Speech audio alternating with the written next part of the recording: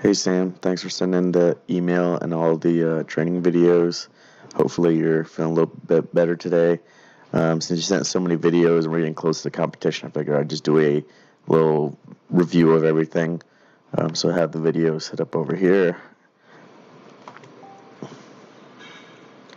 So is the beginning squats of week 4, and these all look good. They look fast. Depth looks good. With the back squat, you don't really have issues with your heels coming up, so the heels were good on this one as well.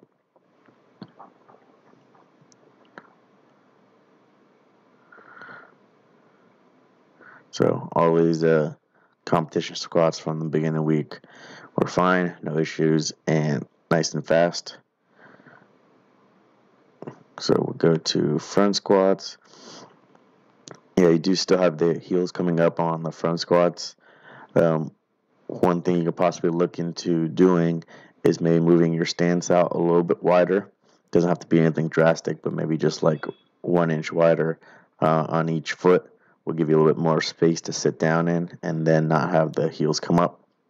But on some reps, you do keep it down, so you could just stick with that stance if you want and continue trying to push the knees out and keep your weight more in the middle of your foot or even a little bit back instead of up on your toes. But if you want to test out, sometime you can test out a wider stance. But for the next block, we're going to be switching to pause squats anyway, so it doesn't really matter for about the next month. Here's your bench. So these were good as well. Pauses were good. Arch is good. Leg drive is good. And the weight was pretty easy. So no issues here with the higher rep work on the competition bench. What do we got next? Same thing, another competition bench. Arch looks good, butts down. The only thing from this side video I noticed is it looks like this foot comes up and then pushes down when you're driving off the chest. So you want to make sure you're keeping your feet flat on the ground the whole time.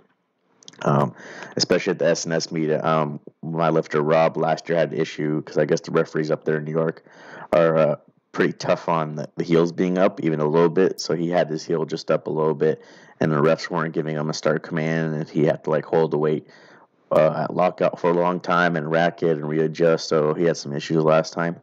So you just want to make sure that you're pushing this heel down the whole time and not kind of bringing it up a little bit, and then when you go to press off your chest, driving it down to get more leg drive. The other thing you can try and do is bring it forward a little bit. That way it gives you more space to bring it down, because you might not have the mobility with it this far back to keep it down the whole time. But it's hard to tell exactly, but it seems like it is moving up and down. So just something to focus on this week. This one looks better. Deadlifts, conventional deadlifts, looking nice and easy. Technique is good. Back is straight. Lockout strong. So no issues with conventional. We'll just keep doing conventional with these lighter weights just to get some volume in without destroying your hips. Floor press, same thing, nice and easy. Stopping on the bottom, locking out fully. No issues there. Just get some extra bench volume without going too far down the range of motion and giving you elbow pain.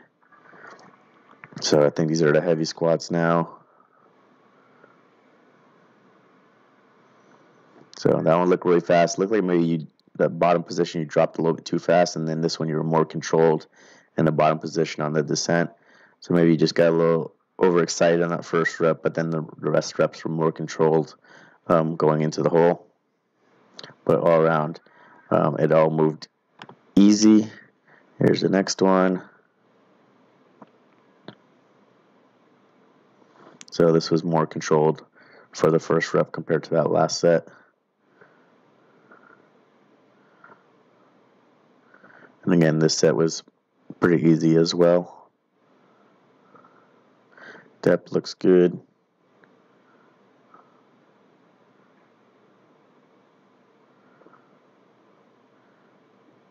So no issues there on that set. Let's take a look at the bench. The pause looks good.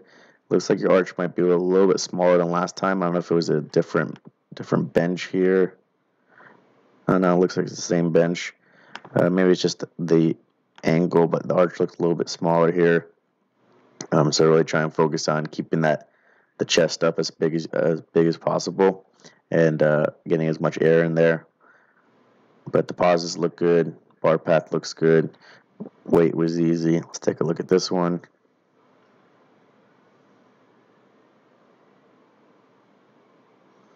Same thing here. Pauses are good. And the weight is pretty easy. It looks like your feet are moving here a little bit too. So again, just watch out with picking the heels up a little bit. Go on to our heavy deadlift.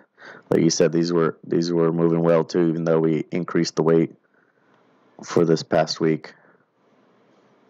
That triple moved no problem. And then let's take a look at this set of 5, I believe is what this video is.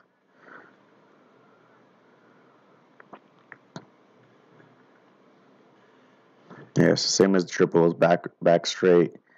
Oh, that's another triple. Here's the 5. So those look good. This one, just make sure you're locking out all the way on the when you're doing the reps. Sometimes you a little soft on the lockouts until the very last rep where you hold it. So make sure you're coming completely through with the hips and completely back with the shoulders, just so you're getting that full range of motion on all the reps, not just the last rep.